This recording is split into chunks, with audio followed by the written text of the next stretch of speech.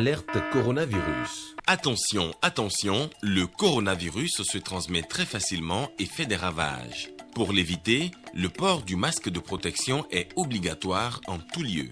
Dans l'administration publique ou privée, dans les réunions, les rencontres, dans les marchés, les magasins, les boutiques et lors des déplacements, le port du masque est obligatoire. Même dans les lieux privés, dès lors que l'on n'est pas seul, le masque doit être le fidèle compagnon.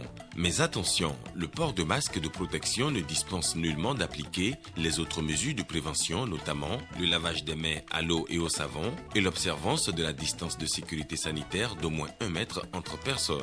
Enfin, s'abstenir de porter des gants en vue du lavage régulier des mains à l'eau et au savon ou de l'application de gel hydroalcoolique. Pour tout savoir sur l'épidémie du coronavirus au Bénin, rendez-vous sur le site web www.gouv.bj/coronavirus. Ceci est un message du gouvernement de la République du Bénin.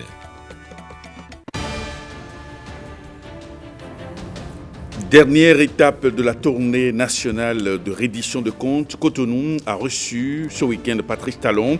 La métropole du Bénin est fière des grandes œuvres accomplies par le gouvernement de la rupture. Le projet d'appui au développement du maraîchage prend en compte les maraîchers de la commune des Aguégués. Ils ont reçu du matériel pour soulager leurs peines.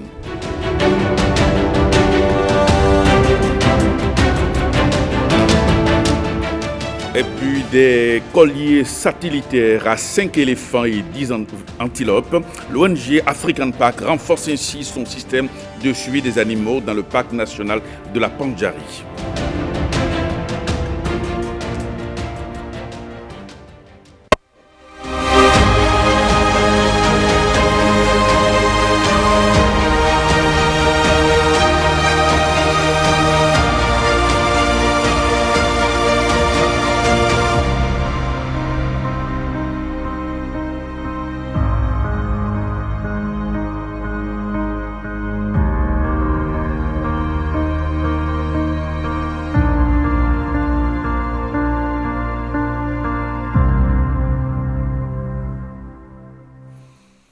Bonsoir et merci de votre attention. Cotonou, la vitrine du Bénin, a réservé ce week-end un accueil exceptionnel au chef de l'État dans le cadre de sa tournée de reddition de comptes.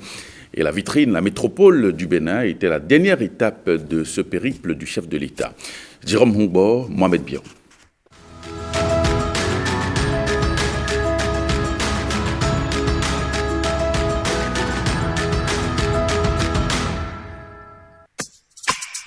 Cotonou s'appelait Cotonou enfant, ce qui signifie embouchure du fleuve de la mort.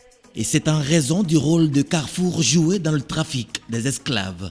À partir du noyau originel, les Tofi, la ville s'est progressivement enrichie de toutes les ethnies, faisant d'elle aujourd'hui la commune la plus peuplée du Bénin.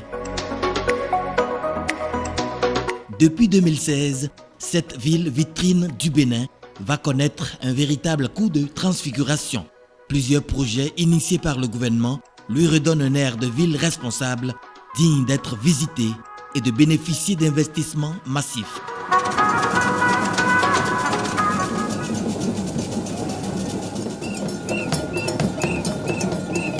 Patrice Talon est venu pour l'étape de Cotonou de la tournée nationale de reddition des comptes qu'il a entreprise il y a un mois.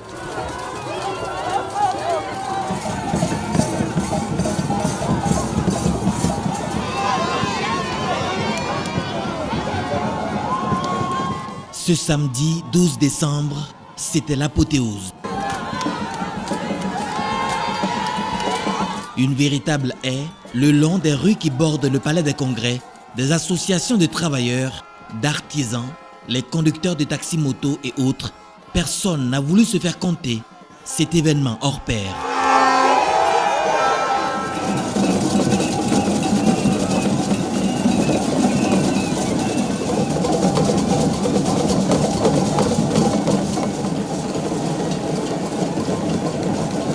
Pendant qu'en bas, dans la salle rouge du Palais des Congrès, les populations attendaient impatiemment le chef de l'État, Patrice Talon, créer la surprise.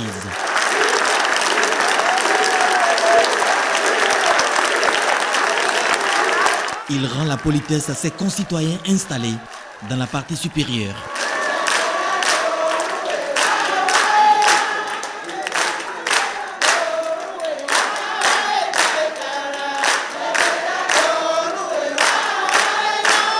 Il descend enfin sous des ovations bien nourries.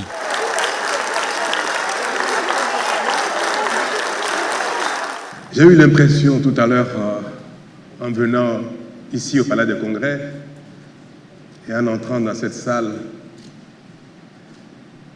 que ce jour est le tout premier de ma tournée de reddition de comptes. Il y a 4 ans, le chef de l'État lançait le PAG, un projet de société devenu programme d'action qui traduit parfaitement les ambitions nourries au départ par le bâtisseur des temps modernes. Pour moi, l'essentiel était de créer une dynamique, d'inverser la tendance et de donner aux uns aux autres la preuve que notre effort commun peut porter des fruits, peut nous amener, instant après instant, à satisfaire nos besoins du moment. Cet effort commun a enregistré plusieurs résultats perceptibles et dont la ville de Cotonou se targue de fierté. La mise en place de la société de gestion des déchets qui est une solution à l'assainissement et à l'hygiène dans la ville de Cotonou. La modernisation des marchés secondaires, la construction du boulevard de la Marina, partant de l'aéroport à la direction de la Loterie nationale du Bénin, long de 5,16 km avec 550 mètres de bretelles et une prévision de tribunes officielles avec la statue de l'Amazone qui donnera un nouveau visage touristique à la ville. L'asphaltage des rues de la ville de Cotonou sur 66 km pour une prévision de 256 km, ce qui améliore nettement la mobilité urbaine. Le contournement nord de Cotonou en vue est une solution par excellence pour désengorger les artères de la ville. Le projet de gestion des eaux pluviales de résilience urbaine, PAPC, d'un montant global de 253 milliards de francs CFA, constitue un programme d'envergure au regard de l'ampleur et la récurrence des inondations dans la ville de Cotonou.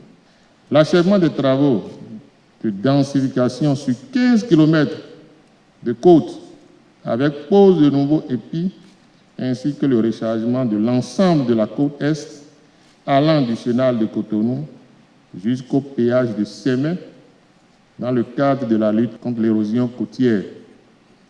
Le projet d'appui aux communautés, ACES, à travers les travaux mobilisateurs d'intérêt collectif et son passage de 3 000 à 5 000 CFA au profit des ménages pauvres et extrêmes pauvres, qui vient en renfort au projet hautement social d'assurance pour le renforcement du capital humain, H, et qui vise la réduction de la pauvreté au Bénin et en particulier à Cotonou. Le renforcement du dispositif pour la maîtrise de l'énergie électrique dans le pays. L'aménagement de l'aéroport de Cotonou, qui donne un coup de pouce à l'attractivité de la ville de Cotonou.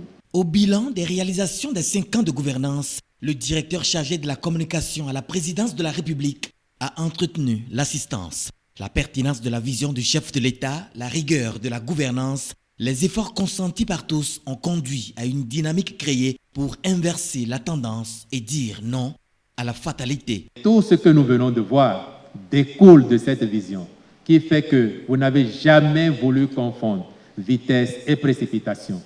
Vous n'avez jamais voulu, pour une certaine recherche de popularité, précipiter les investissements. Parce qu'il faut le dire, notre État fait aujourd'hui davantage d'investissements que de dépenses. Les dépenses, c'est pour les urgences. Les investissements, c'est pour l'avenir. Et c'est ce qui est en cours dans notre pays. Au-delà de tout ce qui est visible, de tout ce qui n'est pas encore visible, mais qu'il sera, l'un des acquis majeurs de votre gouvernance, que les générations d'aujourd'hui et de demain retiendront, c'est votre capacité à fouetter la fierté nationale, à aiguiser le patriotisme en chacun de nous, à nous faire prendre conscience de notre potentiel et à savoir qu'aucune ambition n'est trop grande pour nous.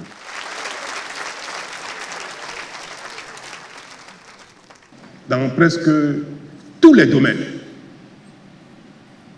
nous avons donné à nous-mêmes, au monde entier, la preuve que nous sommes enfin capables. Pas la preuve que nous avons tout réussi en une fois, comme de la magie, mais que le Bénin, désormais, est capable de faire face à ces besoins d'aujourd'hui, de demain, d'après-demain, ou d'engager une dynamique de construction. C'est l'essentiel. Moi, j'ai la conviction que notre pays est déjà un autre pays. J'ai la conviction que plus rien ne nous effraie. J'ai la conviction que le Bénin, en vérité, est une grande nation. Nous avons même réussi les réformes les plus difficiles, qui nous ont mis à l'épreuve, qui nous ont coûté des sacrifices énormes. Et nous avons tenu. Et aujourd'hui, le constat est que, jour après jour, les uns et les autres voient la pertinence de ces réformes-là.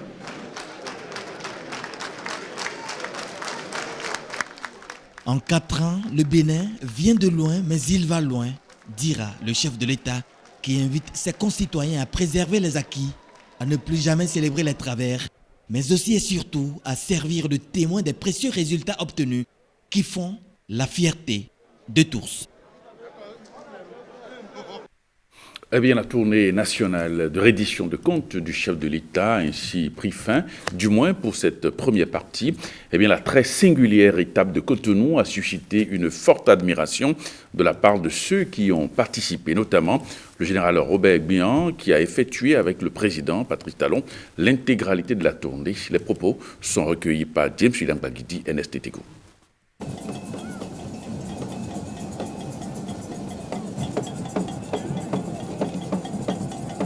Cette tournée, de façon globale, était nécessaire.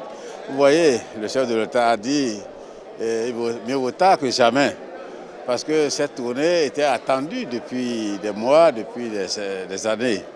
Et le chef de l'État est venu, est passé dans toutes les 60 communes pour la reddition de comptes, pour le bilan des 4 ans ou 5 ans que nous avons passé ensemble. Et ce bilan, il est positif, et ce bilan n'est pas l'affaire du chef d'État seul, c'est l'affaire de nous tous, il a dit. Donc ce bilan était nécessaire d'être exposé. C'est pour cela que le chef de l'État a estimé qu'il fallait faire le tour du Bénin. Donc les populations étaient enthousiastes, les populations ont compris beaucoup de choses, les populations ont compris que c'était un bilan qu'il fallait venir faire. Il est vrai, il y a beaucoup de choses visibles, comme il y en a d'invisibles, mais les gens ont compris que ce qui est invisible le sera bientôt. Le Bénin est sur les rails, est sur le terrain du développement. Le Bénin a amorcé un développement tel qu'il est impossible de faire marche arrière. Quel que soit celui qui viendra en 2021 ou en 2026, il ne peut le faire reculer le Bénin. Le Bénin est sur les rails du développement, ça se voit partout. Vous voyez, quand on voit les domaines de l'eau, on voit le domaine des infrastructures routières, on voit même les cantines scolaires, on voit l'arche, on voit tout ce que nous voyons. Il y a 7 domaines, on sait que le Bénin est parti. Il est impossible qu'on fasse marche arrière. Je crois que le Bénin est en route.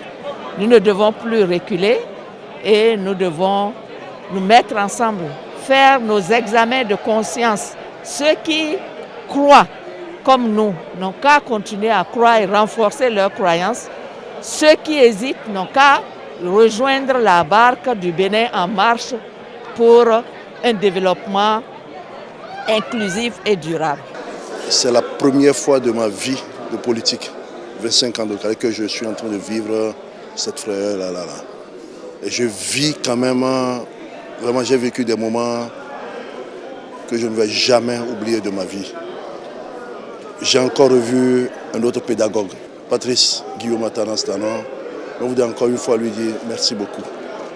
On a consenti beaucoup d'efforts pour Cotonou, mais c'est tout le monde qui a conscié cet effort-là pour que Cotonou puisse savoir ce qu'il en est. Nous sommes en concurrence contre aucune commune, mais il est normal que la ville métropole, que cette ville-là, qui est la ville de Cotonou, cette ville carrefour, cette ville cosmopolite, que cette ville-là puisse étant aussi se révéler davantage et montrer aussi, sans pratiquement que la ville regorge aussi de diversité qu'on a retrouvée dans toutes ces régions-là, que toutes ces diversités-là cohabitent de jour comme de nuit à Cotonou.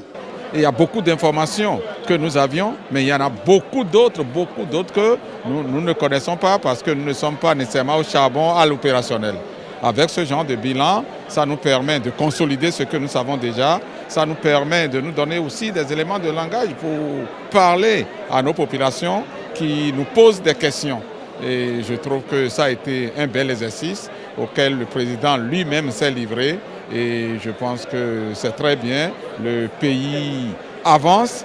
Et il nous a dit que tout n'est pas encore fait. Nous le retenons. Mais le pays est lancé et l'espoir se vit déjà et l'espoir est permis.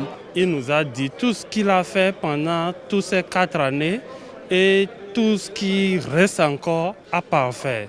Et de mon point de vue, je vois que le président, il a fait beaucoup. Et il reste encore beaucoup à faire quand il reste à faire.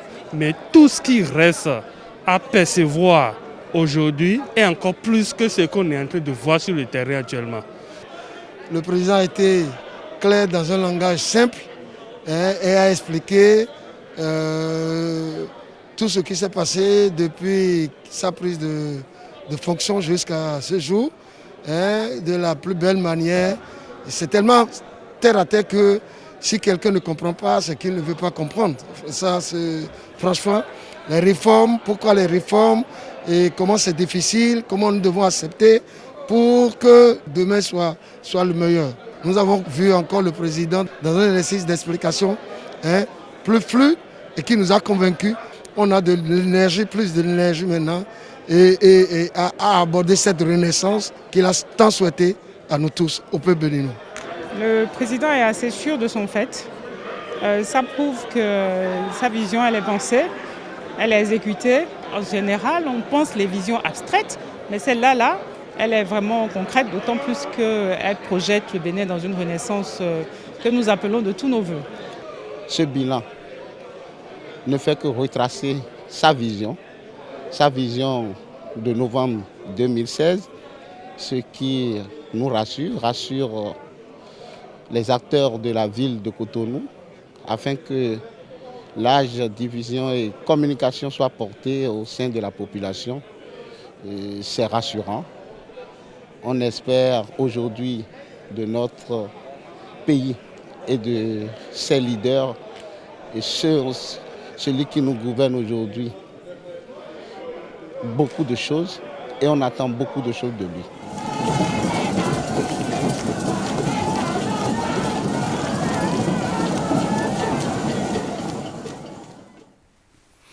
Et puis le ministre de la Communication, porte-parole du gouvernement, n'a pas manqué non plus d'assister à cette étape inédite de Cotonou.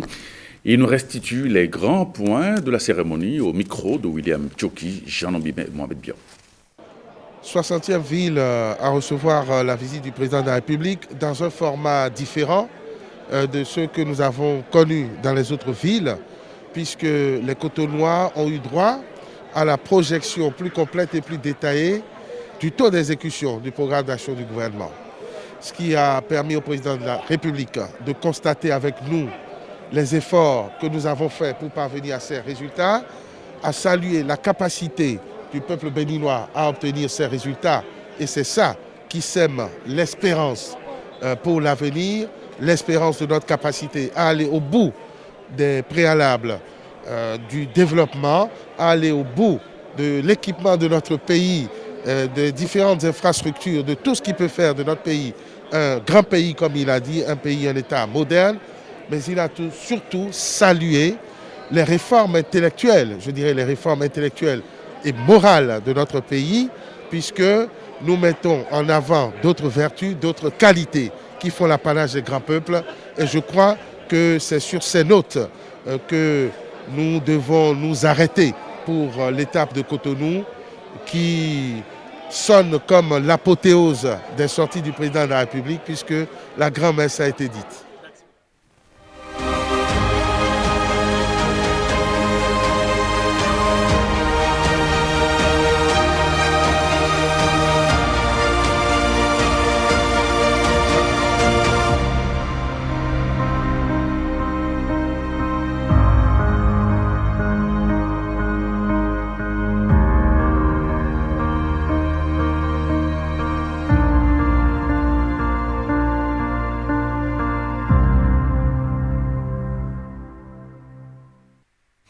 Autre actualité dans cette édition maintenant, le parti Force-Cori.Bénin émergent se prépare dans la perspective de l'élection présidentielle de 2021 au Bénin. Alors, il a procédé, ce parti, à cet effet, à l'installation des nouveaux membres de la coordination de la 14e circonscription électorale, comprenant Basila, Waké et Kopargo. Ignace Ourou, maire de la commune de Kopargo, a été choisi coordonnateur FCBE de cette circonscription électorale. Le conseiller politique du parti, Alassane Soumanou Djimba, a supervisé l'installation. Et voilà le reportage de Ikiliru Gounou Sero et de Abdoulofou Idrissou. Chers militants et militantes, chers membres de la coordination, vous avez les félicitations du parti.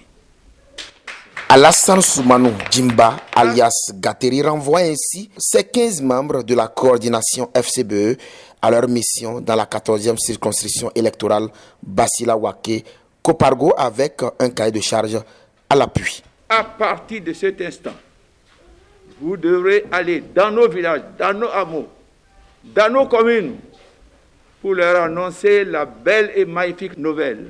Nous avions fait toutes les études. Il n'y a pas d'autre possibilité pour aller à l'alternance.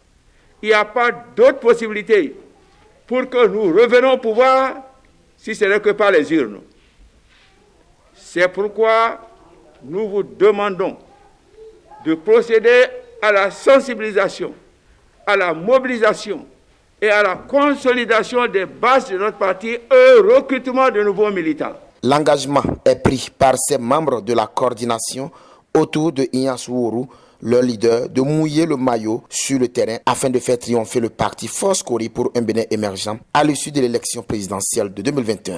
Nous sommes à 4-5 mois des élections présidentielles et d'autant plus que nous constituons la première force de l'opposition au Bénin, légalement constituée. Nous nous sommes dit que statutairement et conformément au test, nous devons être à ce rendez-vous de 2021. Mais pour être à ce rendez-vous de 2021, nous ne devons pas aller en rang dispersé, il faut que nous soyons en rang serré. Et je pense que je ne veux pas me jeter des fleurs, ils ne se sont pas trompés de personne, et nous allons faire le travail ensemble pour qu'au soir des élections présidentielles, qu'on dise que dans notre circonscription électorale, c'est les Force-Cori pour un Bénin émergent qui viendront en tête, je l'espère et j'ai foi. Bien avant l'installation de cette coordination remembrée, celle communale de Kopargo a été mise en place. Ce bureau compte 25 membres. À Porte-Nouveau, le professeur Ibrahim David Salami a été reçu en audience par le président de l'Assemblée. C'était dans le cadre de la publication de son ouvrage Droit administratif, la version plutôt améliorée, c'était cette semaine. Nous proposons d'écouter donc le professeur Ibrahim Salami au sorti donc de l'audience que le président de l'Assemblée lui a accordée.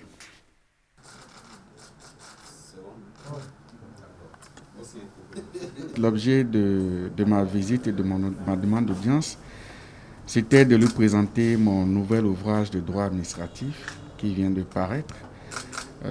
Je précise que cette deuxième édition vient 6 ans pratiquement après la première édition, que cette édition-ci est beaucoup plus enrichie, beaucoup plus approfondie.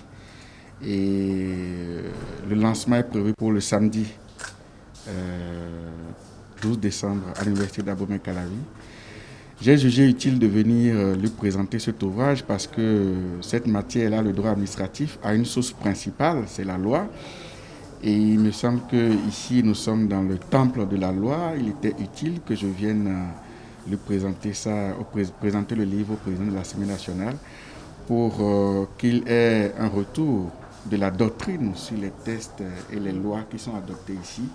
Le président de l'Assemblée nationale est le premier législateur, mais ce qu'on ne sait pas aussi, c'est qu'il est aussi une autorité administrative.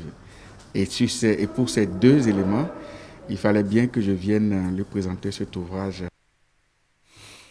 Séance plénière à l'Assemblée nationale sous l'autorité du président du Parlement.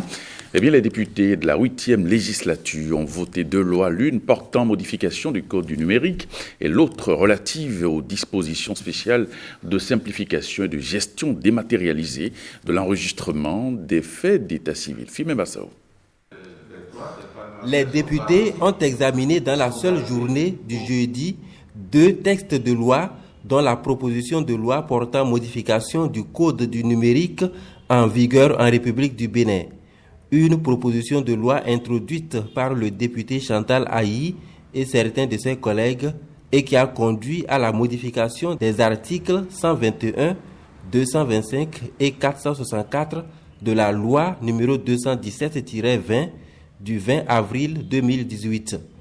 La modification apportée est relative à la réduction du nombre des membres du Conseil de régulation des communications électroniques et de la poste. Ceci en vue de réduire les charges de l'État. L'autre loi, votée à l'unanimité des députés dans la même journée du jeudi, est la loi 220-34 du 10 décembre 2020 portant dispositions spéciales de simplification et de gestion dématérialisée de l'enregistrement des faits d'état civil. À travers ce vote, l'ANIP, l'Agence nationale d'identification des personnes, est ainsi investie de la lourde mission de mise en œuvre d'un nouveau mécanisme d'enregistrement des naissances, mariages et décès. L'ANIP organisera en lien avec les communes une opération de refonte générale de l'état civil. Ainsi, les registres d'état civil, version papier, seront supprimés quand la loi entrera en vigueur. Grande exposition photo itinérante des réalisations du gouvernement, du programme d'action du gouvernement. Eh bien, l'événement se déroule depuis le 11 décembre 2020 sur l'esplanade de l'Assemblée nationale à Porto Novo et est organisé par Mega Group, une structure non étatique. Écoutons à ce propos le directeur général de cette structure au micro de nos équipes à Porto Novo. En organisant une exposition de ce genre, nous visons principalement 2 objectifs. Le premier objectif est de porter à la connaissance du large public tout ce qui est fait. Parce qu'on s'est rendu compte que les gens ne savent pas forcément tout ce qui se fait dans le cadre de l'exécution du PAG. Donc nous avons décidé à travers des images, leur montrer ce qui se fait dans la réalité et où est-ce que ça se fait. Le second objectif, c'est de dire aux gens que ce qui se fait, c'est pour eux. Et dans ce cas-là, il faut qu'ils entretiennent ce qui est fait. Quand nous amenons ces photos-là, c'est pour dire, il le dit, ce qu'il le dit, il a fait. Il ne le dit pas dans le vide, il a fait réellement. Et voilà ce qui se fait. Avant Porto Novo, on était à Lada. Porto Novo est la 2e ville. Et en quittant ici, nous serons à Ouida. Et nous étions à Boïcon. Et avant Porto Novo, nous étions à Boïcon. Et nous sommes ici à Porto Novo. Et après Porto Novo, nous irons à Ouida. Après à Lada et ensuite à Parakou. Nous fonctionnons sur fonds propres. Et ce qui nous donne la force, c'est que les gens sont contents quand nous allons les voir. Et c'est pour ça que nous lançons aussi un appel aux bonnes volontés qui sont dans certaines localités, qui puissent nous venir en appui pour que nous puissions les réaliser dans les villes que nous souhaitons. Le cadre de concertation des acteurs non étatiques de l'eau et de l'assainissement a entrepris depuis quelques jours de faire le point de sa gestion 2019. Les jeunes parlementaires ont été eux aussi entretenus dans ce cadre. Marcel Arrossi. Les résultats méritent d'être connus par l'ensemble de la population. Après la restitution faite aux professionnels des médias, c'est au tour des jeunes parlementaires de recevoir le point de l'exercice 2019 du cadre de concertation des acteurs non étatiques de l'eau et de l'assainissement. Une reddition des comptes recommandée par le WSCC, seule structure des Nations Unies d'Amérique qui se préoccupe actuellement de l'hygiène et de l'assainissement au Bénin et dans d'autres pays de l'Afrique. Au Bénin, nous finançons et appuyons techniquement un programme qu'on appelle PAFI, qui est mise en œuvre depuis 2015 dans 4 départements du Bénin, avec un financement d'environ 7 millions de dollars pour mettre fin à la défécation à l'air libre et aussi pour porter une attention particulière aux filles et aux femmes, dont le seul indicateur aujourd'hui reste la gestion, la santé et l'hygiène menstruelle par rapport aux objectifs de développement durable. Aujourd'hui, WSCC nous donne l'opportunité de restituer ces mêmes résultats à vous, jeunes. Et le coordonnateur l'a dit, vous représentez une couche très importante parce que l'avenir du secteur est entre vos mains. Donc je voudrais le remercier sincèrement pour cette initiative. Il faut dire que c'est au détour d'une conversation que nous avons eu vraiment cette initiative et l'opportunité du WSCC était là pour nous accompagner. À partir de 2021, WSCC se transforme et devient un fonds pour l'assainissement et l'hygiène pour des impacts plus importants. En fin de semaine écoulée, le ministère en charge de l'agriculture est allé soulager la pénibilité du travail des maraîchers de la commune des Agégués par le biais du PADMA, projet d'appui au développement du maraîchage. Un important lot de matériel a été officiellement remis aux producteurs de la localité. Le compte rendu est signé Nicanor Kovi, Rodrigue Blondomain.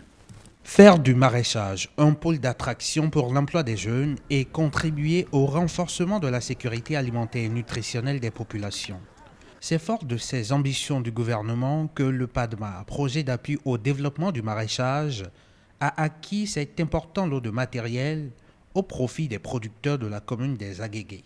Par la présente cérémonie, je vais vous remettre avec beaucoup d'enthousiasme des matériels et équipements composés de 48 motopompes, 208 arrosoirs, 208 pulvérisateurs et de plusieurs petits autres matériels, le tout au nombre de 1951 unités pour une valeur de 48 633 000 francs CFA. Aussitôt dit, aussitôt fait. 28 coopératives vont bénéficier de ce précieux soutien au maraîchage dans les Agégués. Un appui qui vient renforcer l'action du PADMA dans cette commune où 26 hectares de planches surélevées ont été aménagés en 2019, impactant 939 bénéficiaires directs pour un coût global de 127 033 000 francs CFA. Nous pouvons en toute modestie affirmer que les résultats atteints par ce projet sont satisfaisants dans les Agégués. Ils n'ont pas été ainsi sans votre implication personnelle et celle du gouvernement du président Patrice Talon, qui fait de l'agriculture un levier de développement économique et social de notre pays. Je voudrais donc profiter de cette aubaine pour dire toutes nos gratitudes au chef de l'État, chef du gouvernement, le président Patrice Talon. Plaise à Dieu de vous fortifier et de vous donner l'énergie nécessaire pour davantage impacter le quotidien de ces producteurs. 400 hectares, tel est le besoin réel en planches surélevées pour un maraîchage de pointe dans les Agégués, selon le chef de projet du PADMAR, et de rassurer les producteurs locaux quant à un accompagnement pérenne du projet. C'est le lieu de dire que les besoins sont encore énormes dans cette commune. Mais nous pensons que nous ferons des efforts pour que ces populations soient vraiment satisfaites en plan surélevé et en matériel, équipement et individuel ou collectif. Sur le site de Agonokba, où ce nouveau matériel a été testé, la promesse de belles récoltes est portée par ces planches surélevées chargées de semences de piment et de gombo. Le collège Notre-Dame des Apôtres a reçu cette semaine des équipements anti-Covid. C'est un don de l'association des anciens élèves de ce collège. Fufamé Salomé Atadidji pour le reportage. Il y a plusieurs années qu'ils ont quitté le cours secondaire Notre-Dame des Apôtres, mais ils ne lui ont pas tourné dos. En cette période de crise sanitaire, l'association Amicale Hirondelle, constituée des anciens élèves de ce collège autrefois mixte, vient accompagner l'établissement dans la lutte contre la pandémie. C'est avec les bras chargés et le cœur rempli de joie et d'espoir que nous, Hirondelles, sommes venus ici ce matin pour vous apporter un peu de réconfort par ces temps de Covid-19 qui fait tant redouter. Il y a quelques années, au moins 20 ans ou 25 ans en arrière, nous étions tous à votre place. Nous sommes en plein avec la Covid-19. Et puisque nous tenons à vous, nos chers enfants, nous avons estimé qu'il fallait qu'on fasse quelque chose. Nous avons apporté des kits. Ce don est composé de 1000 masques en tissu, de 20 litres de savon liquide, d'un purificateur pour la désinfection du cadre et d'un équipement de lavage des mains. Un geste impressionnant pour les actuels locataires du cours secondaire Notre-Dame des Apôtres et les membres de l'administration. Ce geste est venu à point nommé en ce temps de pandémie où l'administration a commencé déjà par être essoufflée par la confection des kits de lavage de mains qui se gâtent à tout bout de champ. Votre don constitue un geste patriotique qui vous valorise et vous honore. Par ce don que vous venez de faire, le fait d'avoir pensé au cours secondaire Notre-Dame des Apôtres, vous avez fait preuve de reconnaissance. Je vous remercie pour cet acte. Je voudrais vous exprimer toute notre gratitude et notre reconnaissance pour votre geste combien appréciable à l'endroit de notre établissement. Soutenir l'éducation de la jeunesse et en particulier celle des jeunes filles, c'est assurer une relève de qualité et un devenir certain pour le pays. Nous vous assurons qu'un usage judicieux sera fait de ce kit. Infiniment merci. L'amicale n'a pas offert que des équipements anti-Covid. Elle a également réfectionné la guérite principale de l'établissement et mis des poubelles à la disposition des apprenants. Et puis l'ONG African Parks renforce le système de suivi des animaux du parc national de la Pendjari. C'est à travers la pose de colliers satellitaires à 5 éléphants et 10 antilopes. Une opération qui s'est déroulée en plein cœur de la faune sous le regard des préfets de la Takora et de la Donga. Ekiliru Gounou Sero Ablofu Irisu. Un jour spécial au parc national de la Pendjari. C'est la pose de colliers satellitaires aux éléphants et antilopes. Outre cet éléphant, 4 autres ont fait aussi objet de port de collier émetteur. Une opération menée par African Parks et ses partenaires avec professionnalisme. Nous mettons des colliers à des familles d'éléphants. Là, maintenant, cet éléphant a été repéré dans une famille de 50 éléphants. Donc, nous avons posé le collier. Ça va nous permettre, à travers lui, de connaître un peu le mouvement de tous les éléphants qui sont autour de cet éléphant-là dans le parc. C'est une opération qui a été une excellente réussite et nous remercions disons d'abord le vétérinaire expert qui est venu d'Afrique du Sud pour nous accompagner dans cette opération et nous en profitons bien entendu pour remercier tous nos partenaires, à commencer par le gouvernement béninois et les autres partenaires, notamment la Fondation WIS, la FSOA, la Fondation des savanes ouest africaines, National Geographic, etc. Tous les autres partenaires qui nous accompagnent dans le travail que nous faisons pour la gestion de ce parc. Nous qui avons connu le parc en temps qui était vraiment à une étape embryonnaire, on sait qu'aujourd'hui, le parc national de la Pendjari a atteint vraiment un niveau où on peut même la classer au niveau international. Suivant le dernier inventaire aérien en 2019, environ 1537 éléphants sont dénombrés dans ce parc de la Pendjari. Et malgré les mesures de surveillance déployées, des cas de braconnage contre la faune sont toujours enregistrés. D'où l'importance de protéger ce complexe animalier qui abrite la dernière grande population d'éléphants d'Afrique de l'Ouest. Cette opération s'inscrit dans le cadre du suivi écologique. En fait, nous mettons des colliers aux éléphants pour nous permettre de suivre un peu les mouvements, les différents déplacements. Ça nous permet de mieux planifier, par exemple, la lutte anti-braconnage, de savoir à quels endroits ils vont. Cette action de pose de collier émetteur est vécue par les préfets de la Takora et de la Donga. Ces deux autorités préfectorales saluent la clairvoyance du gouvernement béninois et le professionnalisme de l'ONG African Parks et ses partenaires. Pour moi, c'est un grand événement et c'est vraiment impressionnant. Très impressionnant parce que j'ai constaté une équipe d'experts autour de cette opération où on endort l'éléphant, où je peux toucher de mes doigts un animal de cette taille. C'est vraiment impressionnant. Je profite de cette occasion pour inviter toute la population béninoise à visiter le parc, à venir voir tous les efforts consentis au niveau de cette réserve-là qui fait aujourd'hui notre fierté. Je voudrais remercier l'État béninois pour tout ce qui se fait dans ce parc animalier qui, de mon point de vue, reste vraiment dans notre sous-région un parc très important, attractif. Cela m'amène en même temps à inviter ceux qui ne savent pas qu'il y a quelque chose qui se passe comme ça ici, à venir voir. Le Bénin regorge de beaucoup de potentialités dans le parc là.